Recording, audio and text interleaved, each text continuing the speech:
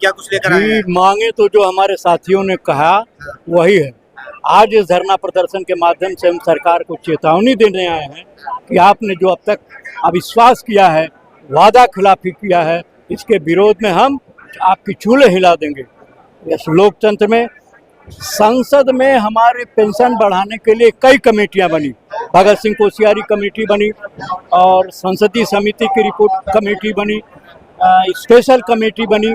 सभी कमेटियों की रिपोर्ट आ गई संसद में, और लेकिन उन कमेटियों का रिपोर्ट नहीं लागू किया गया। सांसदों को पूछना चाहिए ये सरकार कमेटियां बनाती क्यों है अगर उन कमेटियों का रिपोर्ट नहीं लागू करना है। आप जानते हैं 14 में हमारी पेंशन मिनिमम 1000 हुई, उसमें भी ज्यादातर लोगों को 1000 नहीं मिलता है ईपीएफओ की बदमाशी से। और 14 के बाद आज 24, 25, 11 साल में 1 रुपया 8 आना भी किसी की पेंशन नहीं बढ़ी। ये बताइए कहीं का न्याय है? कितनी महंगाई बढ़ी। लेकिन यह सरकार हमारी बात नहीं सोचती। इस सरकार से सीधे हेमा मालिनी 2 बार मिली, इन्हीं की पार्टी के सांसद हैं। लेकिन यह पूंजीपतियों की सरकार है, मेहनत का शोषण करने वाली सरकार है। इसके खिलाफ हम बिगुल बजाने आए हैं कि करो या मरो, जो ऐसा हमारे अध्यक्ष जी ने कहा, आर पार का नारा है, भावी इतिहास हमारा है। अगर देश में ऐसे बुजुर्ग आंदोलन करेंगे तो देश का क्या होगा? क्या करें, मजबूरी है।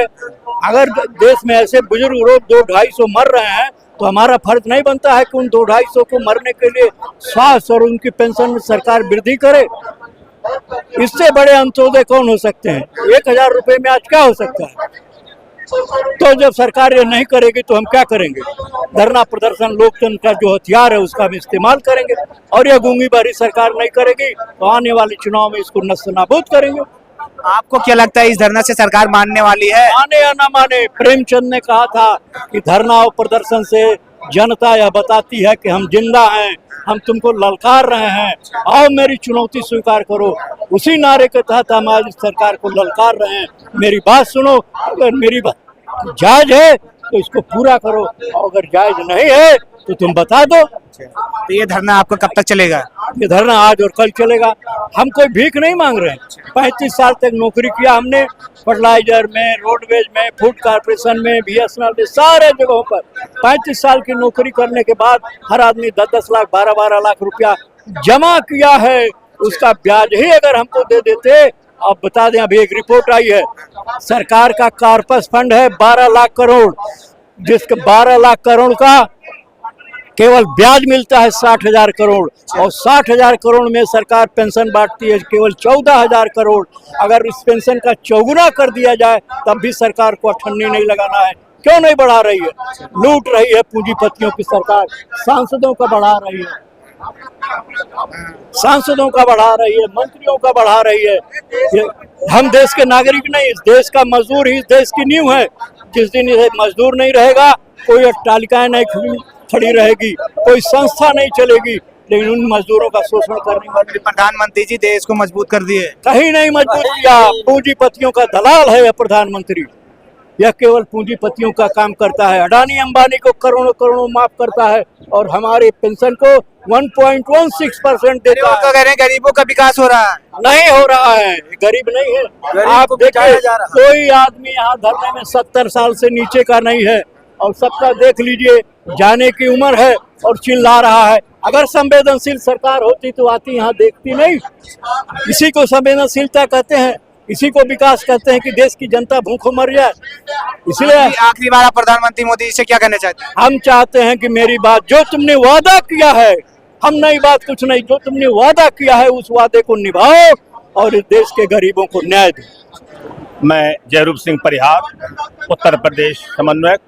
मैं आपके चैनल के माध्यम से सरकार को ये बताना चाहता हूँ कि हम लोगों ने अपने सेवा काल में 30 से 35 वर्ष तक हमने सेवा की, और अपने खून पसीने की कमाई से हमने पेंशन में मतलब कंट्रीब्यूशन किया, और आज हमें मात्र 1000 रुपये पेंशन मिल रही है, जो इस आसमान छूती महंगाई में बहुत ही कम है। आज हमारा वृद्ध पेंशनर शारीरिक रूप से, मानसिक रूप से, आर्थिक रूप से हर परिवार समाज में उपेक्षापूर्ण जीवन व्यतीत कर रहा है।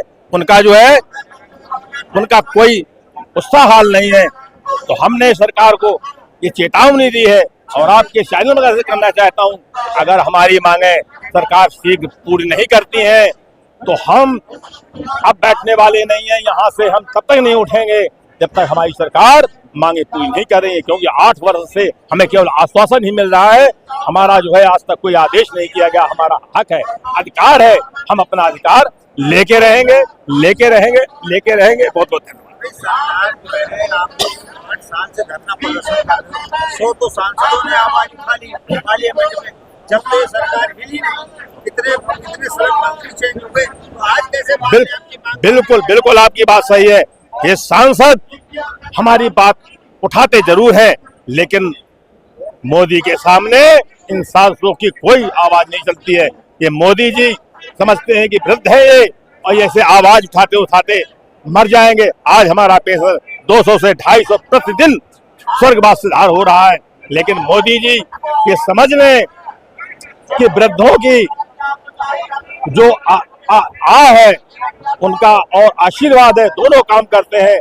तो मोदी जी अगर इन वृद्धों की आह आपको लग गई तो आप हमेशा नहीं रहेंगे, और अगर आप कर दिया तो वृद्धों का आशीर्वाद भी आपको फलीभूत करेगा। इसलिए हम चाहते हैं कि मोदी जी को सद्बुद्धि दे और ये गूंगी बहरी सरकार हमारी बात सुने। अरे सांसद लाखों करोड़ रुपए के सांसद बने बैठे हैं, एक झटके में मेज थपथपा करके 24,000 रुपए बढ़वा लिए, कोई विरोध नहीं, कोई विपक्ष ने विरोध नहीं किया और अपनी मांगे मनवा ली। इनके कोई आर्थिक बजट पे बोझ नहीं पड़ रहा है हम वृद्धों को।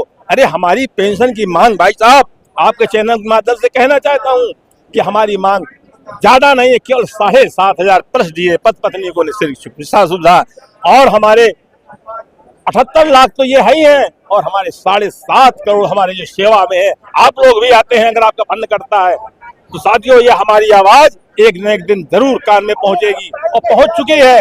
सरकार गंभीर है और हमारी मांग, हमें उम्मीद है कि हमारी मांग अवश्य पूर्ण करेंगे, ये हमारा विश्वास है। बहुत बहुत धन्यवाद।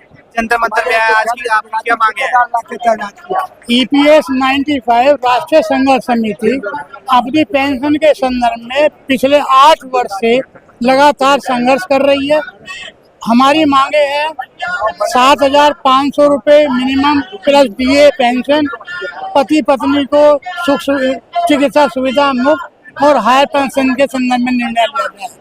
साथियों सरकार हमें कम से कम 8 वर्ष से बहका रही है और कोई निर्णय नहीं ले पा रही। अनेकों बार धरना प्रदर्शन जंतर मंतर पर विभिन्न सांसदों को ज्ञापन देकर प्रधानमंत्री से मिलके, वित्त मंत्री से मिलके, श्रम मंत्री से मिलके अपनी बात रख चुके हैं, लेकिन सरकार द्वारा आज तक कोई निर्णय नहीं लिया गया है।